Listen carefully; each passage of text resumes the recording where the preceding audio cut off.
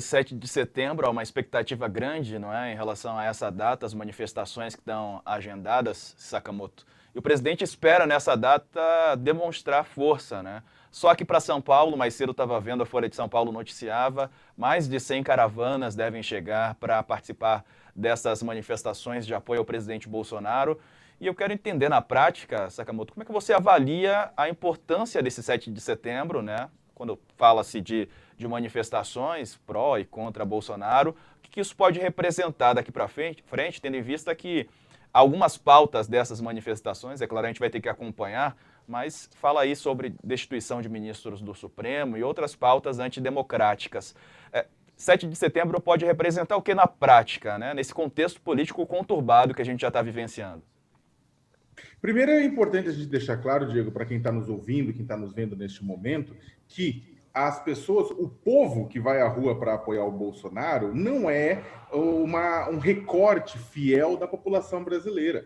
Isso é importantíssimo que seja dito, como eu comentei há pouco. Aquilo representa os 15% que o seguem. É que 15% de 200 milhões de pessoas são o quê? 30 milhões de pessoas. Então, Bolsonaro pode colocar um número grande de pessoas na rua, pode ter a sua foto com um monte de gente, mas ele vai tentar enganar a população, ele vai tentar dizer que aquelas pessoas na Avenida Paulista, na esplanada dos ministérios em Brasília, representam a população brasileira, e a população brasileira está pedindo o quê? Para ele enfrentar o Supremo Tribunal Federal, para ele enfrentar o Congresso Nacional, para ele fazer as pautas A, B e C. Bolsonaro chama de povo apenas a parcela da população brasileira que concorda com ele. Então, quando ele fala que existe uma vontade popular que aponta para o enfrentamento ao Supremo Tribunal Federal, o que ele está querendo dizer é o seguinte: existe uma parte da população que concorda comigo quando eu enfrento o Supremo Tribunal Federal. Isso não representa o restante da população, mas Bolsonaro quer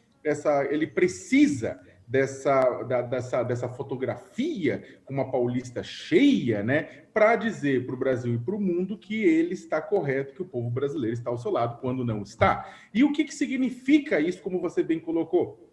É o chamado último recado. No dia 3 de agosto, Bolsonaro, irritado com a prisão, com a ação por parte do Supremo Tribunal Federal, limitando, né, ações golpistas por parte de seus seguidores, como o presidente do PTB, Roberto Jefferson, como o deputado federal Daniel Silveira, como outros comunicadores, blogueiros também bolsonaristas, que estavam fazendo o quê? Minando, atacando o sistema eleitoral brasileiro, difundindo notícias falsas sobre a Covid, colocando em risco a vida das pessoas. Então, quando o Supremo Tribunal Federal bloqueia, limita a ação desses grupos, Bolsonaro vem a público falando que não dá mais, e aí teve o Alexandre de Moraes, o ministro Alexandre de Moraes do Supremo Tribunal Federal, também abrindo investigação contra ele por causa dos ataques que Bolsonaro fazia à urna eletrônica sem apresentar prova nenhuma. E aí o Bolsonaro falou: olha, vou organizar, vamos para Paulista dar um último